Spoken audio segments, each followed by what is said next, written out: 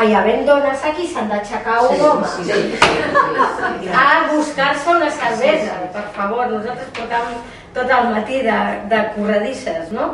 A mi em va passar amb el meu sogre que un dia li vaig prestar la meva tassa al meu marit per passar el túnel o no sé què, i es veu que estava ratllada i no portava diners, bueno, no sé, tenia un embolic i clar, era la meva tassa, era la meva compte i només jo podia anar al banc que m'ha fet anar.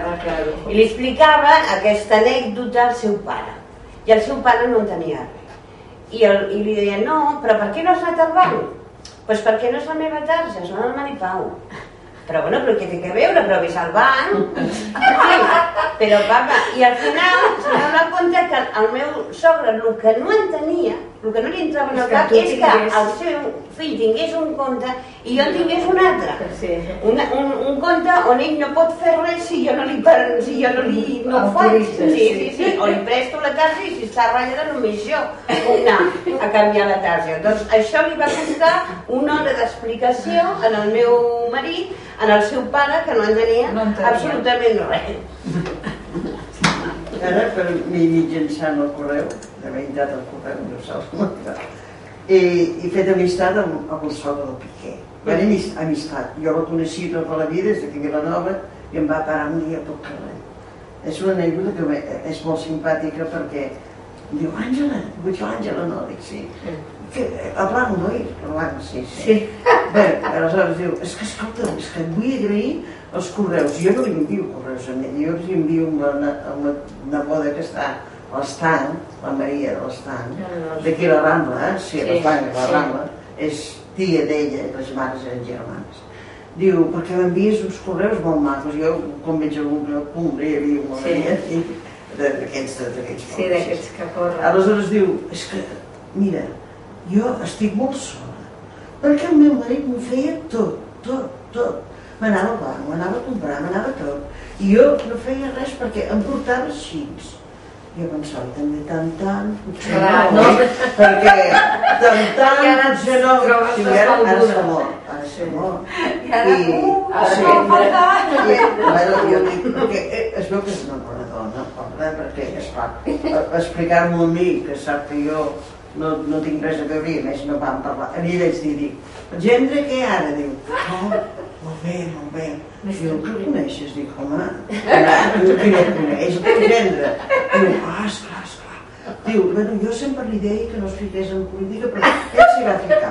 Bé, diu, i ara em trobo que no sabia anar al banc, perquè tot ho feia ell.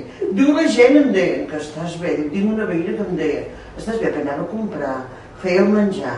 Diu, fregar, no. Fregar els plats es fregava. Jo, bueno, després és que em feia gràcia perquè pensava, pobra dona, si té una bueno, que es veu que de veritat deu ser una bona dona, però esclar, s'ha trobat, al morir ell, s'ha trobat com si fos desvalguda per tots els cantons. A més diu, i és que a més tinc molts pocs diners jo, perquè m'explicava la vida que cobrava molt poc perquè el seu home, no sé quantes, els va posar amb va fer una sèrie d'explicacions que a mi no m'anaven ni venien. Però jo a mi em referia que una dona que també hauria hagut de posar-se també un compte seu, però jo també dic el meu compte, jo també dic el seu, i també ell va al banc i seu, i diu, avui tinc molts diners, i jo dic, molt bé, ja m'han donat uns quants, perquè per sort jo cobro molt més que ell, i em fa conya, i es posa així, jo li dic, diu, jo no sé què, vas emprenyar, busca, i dic, busca, com et demana que em diran el que cobres, perquè esclar, fins i tu els anys que fa que no treballa, i era autònom, no t'haig de dir res més. I esclar, aleshores diu, no, esclar, a mi no em voldrien. Diu, en tu encara et voldrien perquè tu tens encara una bona paga. Arribem a aquesta conclusió. Però aquesta dona, que també, veus, va ser curta, perquè demanant que podia ella es vanagloriava que els veïns totes l'admiraven. Diu, i ara em trobo que no sé ni anar a treure diners al banc. Imagina't que no sap ni anar a treure diners al banc. I li dèiem a la Nola, però t'han arribat, diu, mira, escriu directament un correu. Diu, està contenta com reu un correu, perquè ara ho sabia fer anar. Diu, perquè ho feia el seu marit, però ella no ho havia fet mai. O sigui, feia flors d'aquestes de paper, tenia molta manya. Diu, és que jo, que havia estat malalta, em cuidava com si fos com una flor. I jo dic, també deu ser dolent això, no?, de que la dona... Vull dir, pas com l'home, que la dona no... Això també és una forma d'equitat. D'equitat, sí. Tothom hauria, de més o menys, valdre's per si mateix, encara que estés en parella.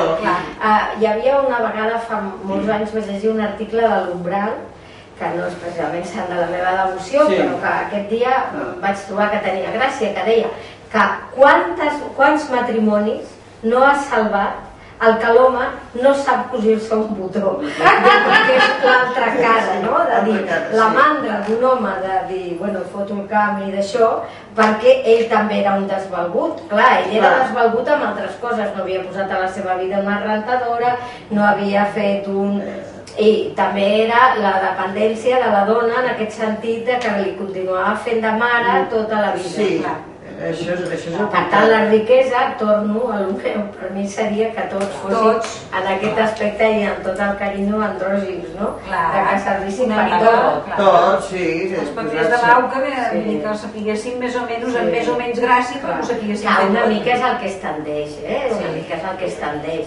Els homes van tenint més habilitats domèstiques, familiars, etc. I les dones també, ara anem tirant totes més, que entenem de terminis d'una hipoteca. La meva mare no li podies haver plantejat mai això de dir... Era una cosa que no... No, jo dic que això que ha de ser compartit, que la dona també, que ell prengui possessió de que ella també té... Nosaltres ho fem així, ens ha anat bé, vull dir que... Home, 61 anys no està malament. És un rècord Guinness. Avui he llegit el Yala, que ha fet 102 anys. Ah, sí, sí, havia sentit. I que diu, que com es troba? Diu, home, per començar bé, com un principi ha estat bé. Ara veurem el que ve a partir d'ara. Ja ha parlat tu, oi? Molt bé, però tu bona xerrada. Doncs ho deixem aquí, si us sembla. Hi ha alguna cosa més? No, ho deixem aquí, perquè clar, podríem estar una setmana. Tampoc no l'he deixat parlar. Tinc moltes coses que dir, però bueno, avui ja n'hi ha prou. Jo penso sempre que per arribar al lloc on han d'arribar és precís que les dones també s'ho creiem. Si no ens ho creiem nosaltres, no ho farà ningú. I la qüestió aquesta del bancs i tot això, esclar, els homes en general sempre han portat la part administrativa i les dones doncs, la qüestió de la llar i de la cura de la casa i dels fills i dels avis i dels malalts i tota la història. Jo penso que si tots dos no es posem, home i dona, no es posem a la pell de l'altre, diguéssim, a cavalquem, vull dir, amb totes les funcions no arribarem enlloc. Perquè és el que passa, quan un home es fa dependent d'una dona, la dona es mora i l'home es perd. I una dona que es fa dependent d'un home també arriba igual. A mi se m'ha criticat, Jo a vegades, quan no tenia parella, jo anava sola al cine i em deien, sola? Vas al cine? I com és que vas sola? Ai, coi, que em menjarà ningú.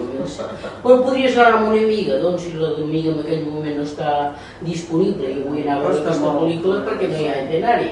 Vull dir, hasta això. Això, ara, és que és ara, Sola vas al cine. Com pot ser pobresa, no? Sí, no puc anar al cine jo, sola. I que més enrere entrar sola en un bar. I un bar per prendre'm un cafè sola, sentar-me en una taula, també. Hem de començar per creure'ns-ho i desempallegar-nos amb aquestes petites coses, ja són passos.